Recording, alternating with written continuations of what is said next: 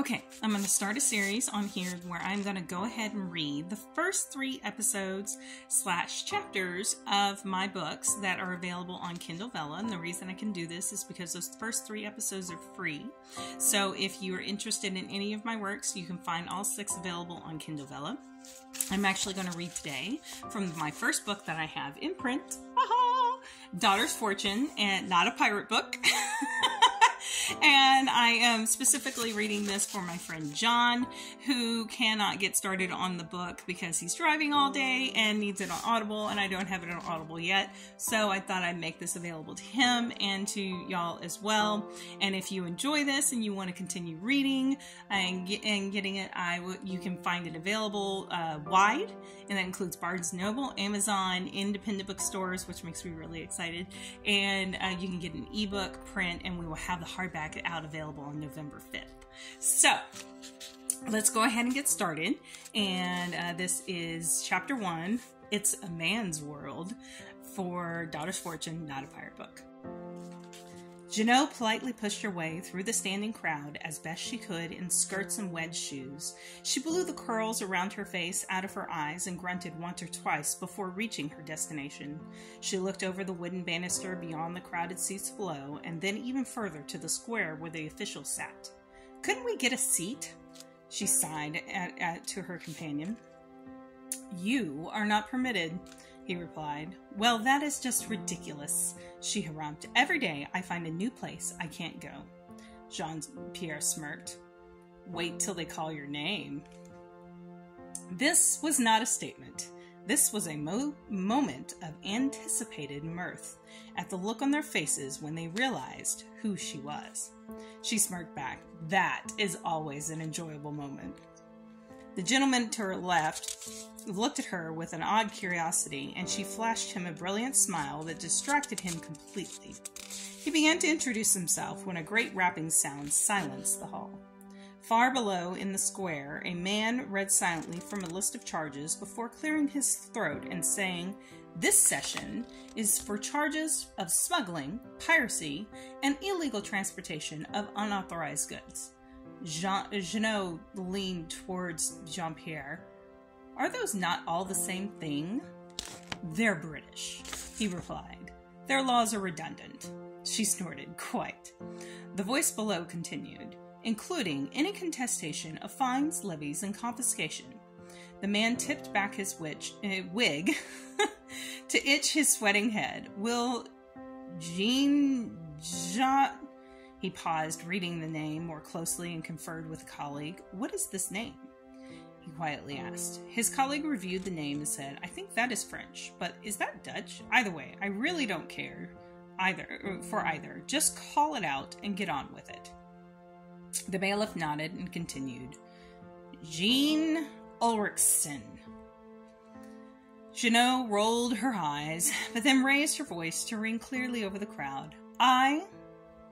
There was an audible shuffling of heads and bodies as they turned their eyes toward the back of the hall. She lifted her fan, waved at the officials, and then gave a small curtsy.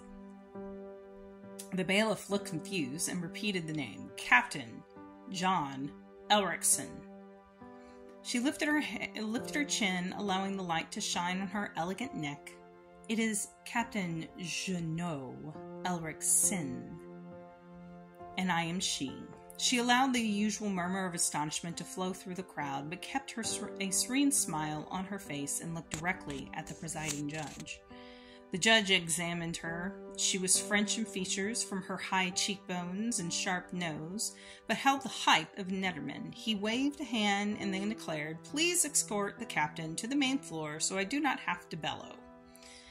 Exiting through the masses was easier than their original entry. She maintained elegance as she entered the main floor and stood before the presiding official.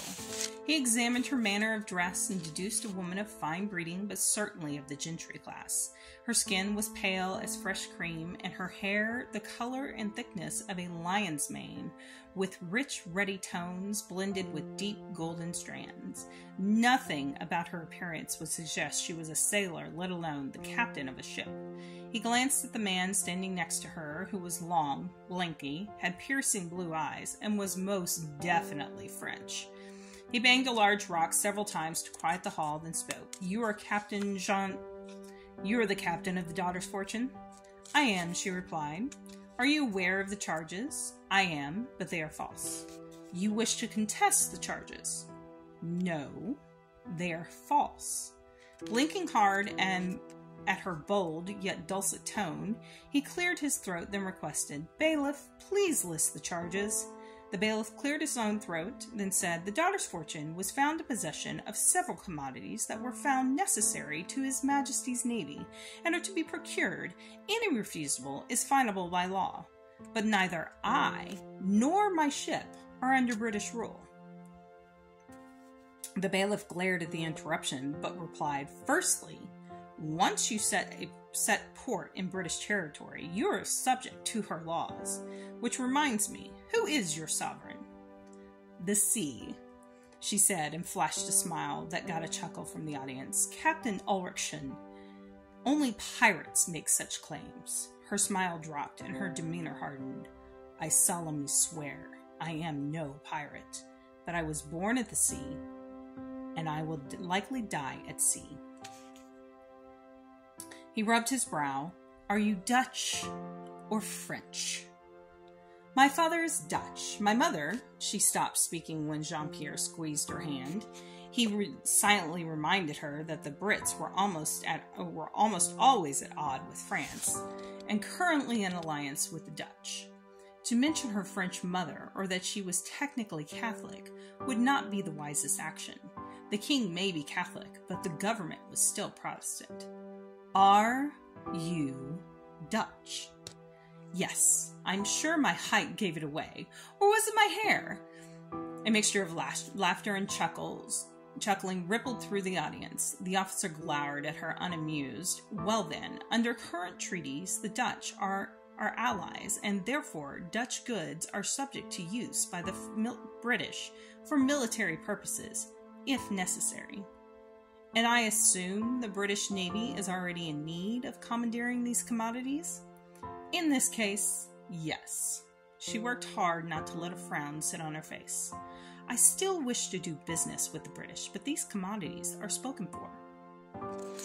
If you do not wish to relinquish your commodities, then you can pay the equivalent to the coffers. So my profits suffer either way. Your profits are of no concern to His Majesty. Obviously. Madam, I suggest you curb your tongue. Jeannot glared at him, but calmly asked, If I wish to protest these actions? You just did, and it is declined.